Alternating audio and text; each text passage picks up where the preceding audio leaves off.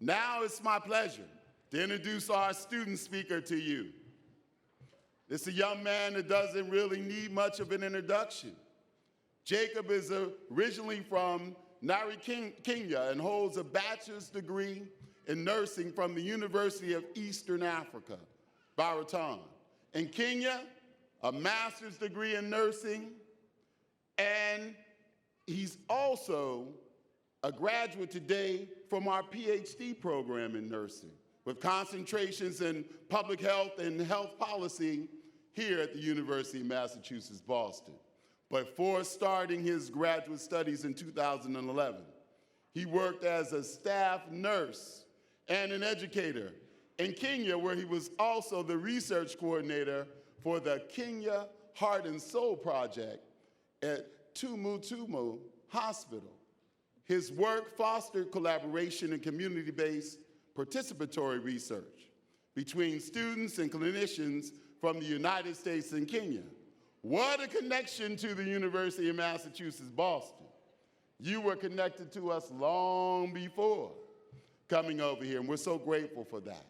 This inspired him, that opportunity to be with our faculty members, to come on over here and sort of up it a little bit, be part of the University of Massachusetts Boston community. Over the course of his graduate work, Jacob has received numerous awards for his scholarship and research, and he focused on prevention of cardiovascular diseases in resource-constrained settings. That's a real different way of saying he was putting his efforts where it was most needed. You might have heard him speak before as a participant in the 2014 University of Massachusetts Boston TEDx, where he discussed how universities light the way for the future. That's why I sort of put him way down in the agenda today, Trustee Campbell, and I didn't let him go first. He's an amazing speaker, and after graduation hopes to join a research-intensive university as an assistant professor. Where might that be? His goal is to continue to contribute to global efforts to address economics and health inequalities. Please join me in welcoming our student speaker. Come on up here, Kigo Kariuki.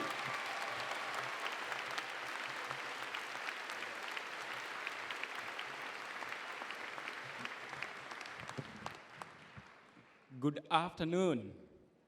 Good afternoon. Thank you, Chancellor Motley. This day, the graduate class of 2016 is full of gratitude for many things. We are grateful to the Commonwealth of Massachusetts for nurturing this great university, to the University of Massachusetts President and Board of Trustees for being trustworthy stewards of the university's mission, and to Chancellor Motley for never being low on good energy. To the staff and faculty for all they have done for us to be here today, and to our families and friends for supporting us even when our graduate work superseded all other obligations. My fellow graduates, this is real. Finally, the professors are willing to let us go.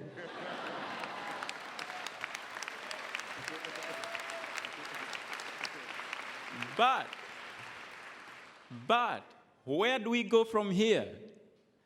I am sure our graduate degrees will take us to a lot of places and in many different directions. This day, we join an exclusive club called the 12% with graduate degrees. This day, some of our titles will change, and the list of privileges goes on and on. We, the graduate class of 2016, are looking forward to enjoying all these privileges.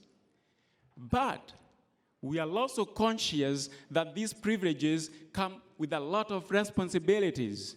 And to paraphrase the gospel according to Luke, to whom much has been given, much is expected.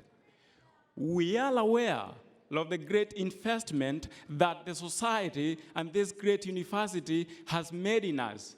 we've had the opportunity to study and grow in one of the world's hub for higher education and research.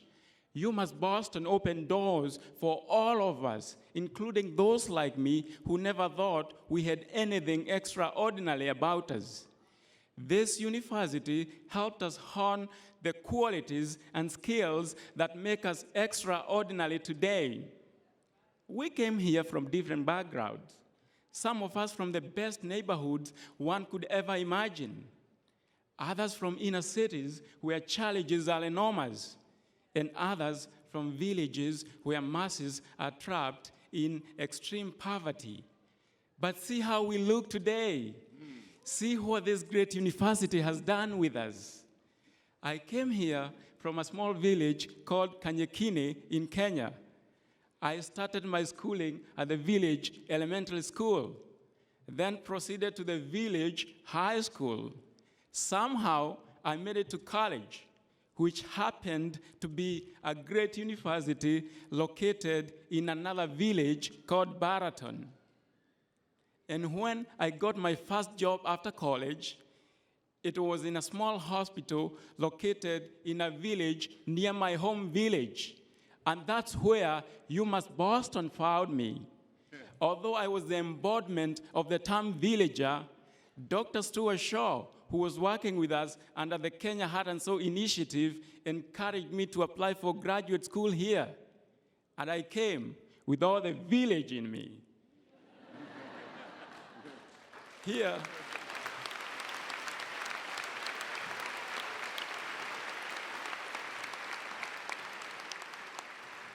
Here, I found a very conducive learning environment. All the academic administrators, from the provost to the dean to the department chair, they spared no resources which were essential for my learning. And I'm very, very grateful for that. While Dr. Stuart Shaw continued to be my primary mentor, I was also privileged to get the mentorship of Dr. Leville, Dr. Gona, Dr. Cromwell, and Dr. Heyman. With all this support, I surely don't need to explain how this university has added value and refined me. I'm very, very grateful. My fellow graduates, I'm sure my story is not entirely unique. We all have new opportunities before us now. UMass Boston has reinvented us and inculcated in us a value system that fosters inquiry, creativity, and discovery. We all have these new opportunities before us now. We are so grateful to this university, and in all our accomplishments, we shall always be honest to acknowledge that we are not self-made. We were made here. And to that end, we shall not shy away from our obligations to the neighborhoods, inner cities, and villages that raised us. We shall mentor as we have been mentored. Thank you.